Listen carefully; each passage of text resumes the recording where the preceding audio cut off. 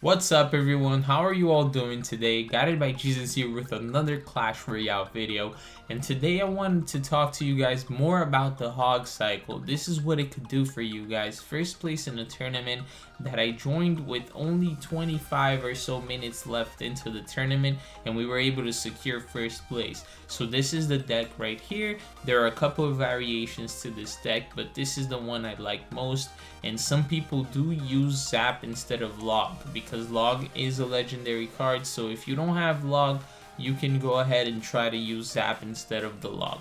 So this is the activity feed right here.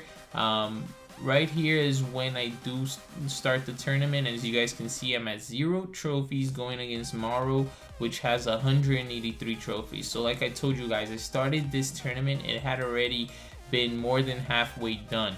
But as you can see here, we started off and we won every single match against various types of decks. Graveyard, Bowler, Balloon, Giant, Lava Hound, etc, etc. And right here guys, this match against Crazy Diamond, as you guys can see, we were at 244 trophies, he was at 239. So at this moment I was first already, he was second. We had the same exact deck guys, so it was a very intense game. One, because we had the same exact deck, and two, because it was the first place against the second place, and whoever won was gonna get first into the tournament. And it was funny because this guy was the one that was actually in first place for most of the tournament, but because I overtook him at the end, he decided to search for another game, and we ended up getting matched up against each other. And luckily enough, I was able to win. So I'm gonna want to show you guys that replay as well, so you guys can see the difference of what to do in order to get an advantage with this deck. Even though we played the same deck, I was able to outplay him, and I want to tell you guys in details what exactly I did to be able to win that game. But we'll start off with two other replays before that. These are the two games prior to that final game. And I don't like my starting hand right here, so I'm just gonna cycle a little bit here. And that's one of the strengths of this deck guys, you could quickly cycle into your Hog Rider.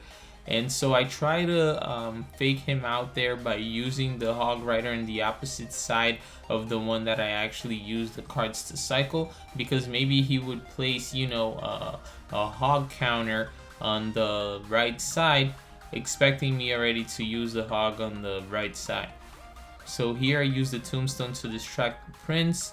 I'll go ahead and put my musketeer just because I didn't want to get any damage from that electro wizard. It does do about 200 damage. And now I'll use my ice spirit here to tank for the musketeer.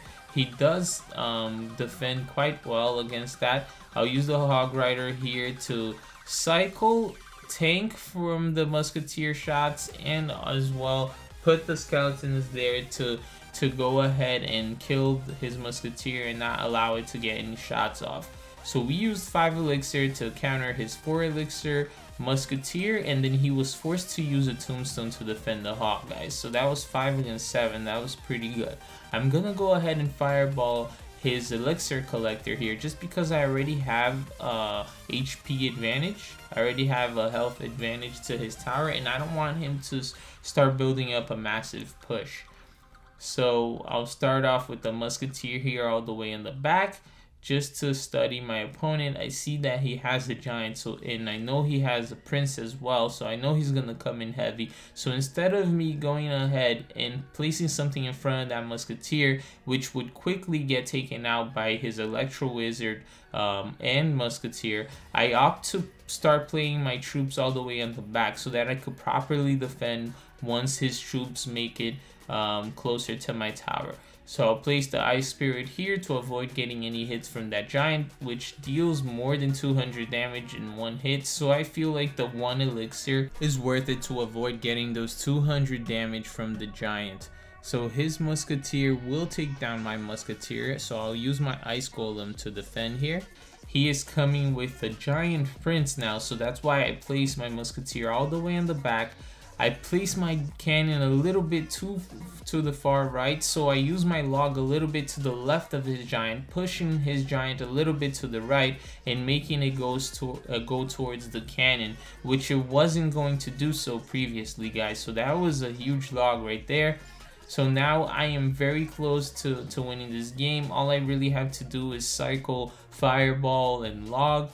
But first I have to make sure I can defend against his pushes. So I go ahead and pull his giant all the way to the right there. Because of the fact that he has poison, guys, that's why I've been placing my cannon so far to the right. I don't want to give him value poisons.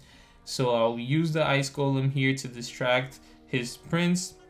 Musketeer should be able to deal with that Electro Wizard, and I cycle to my Fireball, and that's the game right there, guys. So one of the things about this deck is you want to start off heavy, guys. You want to get as much damage to this tower as possible, but of course, don't overcommit to the point where when they counter push you, you don't have any elixir to defend with. But it is good to get as much damage into the opponent's tower as possible in the beginning of the game, so that way towards the end of the game, all you really have to do is, you know, cycle, Fireball, Log, etc. Most of the times the opponent's deck are going to be better in that last minute of the game where it's double elixir, because you know, our deck is not so much of a beatdown deck. So most of the times the opponent's deck is going to have the advantage on the last minute of the game where it's double elixir. So that's why you want to try to get in as much damage as possible towards the first 2 minutes of the game. So here the opponent does start off in the lead. He does use a rocket there to properly defend against her Ice Golem and Hog Rider. It was pretty much a trade 6 for 6, and the good thing is that now I know what he's working with, so I'll make sure not to suffer any hits from that rocket. So the only reason I used my Musketeer on the back this time was because he had just used rocket, but as you guys will be able to see towards the rest of this game, I will not use the Musketeer on the back anymore, knowing that he could rocket and get a lot of value from that. So look at this push here, Musketeer and Hog Rider just doing work, guys. It went through that Inferno Tower like it was nothing, and then we were also able to finish off a Mega Minion and deal massive damage to the tower. So that's one of the things I like to do. When I see my opponent has a hard counter to the Hog Rider, like an Inferno Tower for example, either you could try to outcycle it by using these very low elixir cards here, like the Skeleton, the Ice Spirit, Ice Golem. That way you can try to outcycle the Inferno Tower. By the time you know, you play it, he won't have another Inferno Tower, since his decks are, the opponent's decks are usually more expensive in elixir. So you can try to do that, outcycle it. Or in the case where you know you won't outcycle it at the moment, you can go ahead and place your Musketeer first like I did here, and now the Musketeer will aid in destroying the Inferno Tower, as you guys can see. Unfortunately, this time I didn't have something to tank for the Hog Rider, so it's important as well to tank for the Hog Rider with a nice Golem, or maybe place skeletons in front of the Hog Rider, or even a nice Spirit, guys, will help you reset that tower. So as you guys can see here, we're only one log away or Fireball from winning this game. Since there's only 2 seconds left, that's what I do, and that's game right there. So this was the match that I took first place, and we're now gonna go against the guy that was originally in first place, but after this game he went down to second. So this match right here against Crazy Diamond, as you guys can see, we're both using the same exact deck. I didn't know this when I started playing the game. I had no idea he had the same deck as me, but you know, it didn't take long to figure it out after seeing some of the cards that he played. And so I was, you know, aware by that moment that I was gonna have to pull a differential here and just try to outsmart him in order to win this game. So that's one way of pick pushing right there, guys. Look how my Hog Rider just makes it past the cannon, I'm sorry. So there are various ways of pick pushing in this deck. And pick pushing is when you place your Hog Rider all the way to the left, you use another troop to force your Hog Rider to jump over the river instead of going through the bridge. And a lot of times what it will do is it will just completely ignore that defensive structure in the middle of the opponent's map, just like it did so with that cannon. So because of the fact that I successfully pushed there, I dealt, a lot of damage to the opponent's tower, almost 1,000 damage, where I wouldn't have done so had I not, pick pushed. So here it is. My opponent is not trying pick pushes, as you guys can see, but even if he did, the way I'm placing my cannon here, instead of placing it to the right, I'm placing it to the left, so you can't really pick push in that scenario, unless he had attempted to do so on the opposite side, on the right side of the map, in which case, I would be okay with him doing that, since all the damage he's done so far into the game is on the left tower. So sometimes I do that. I offer my opponent, something like that to make him, think of doing it, but then in reality, he's not doing something good, because of the fact that he has no damage on that tower and the clock is just running out.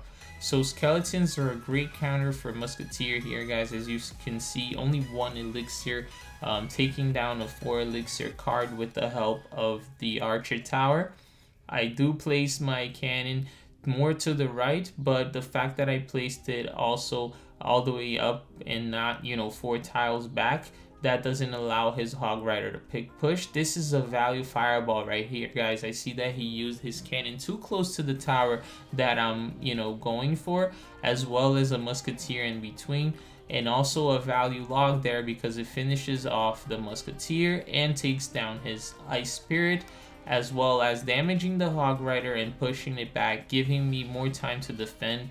Another value fireball there. Since the time is almost over, I am just using these fireballs to quickly chip away at his tower, as well as try to get my Hog Rider in there.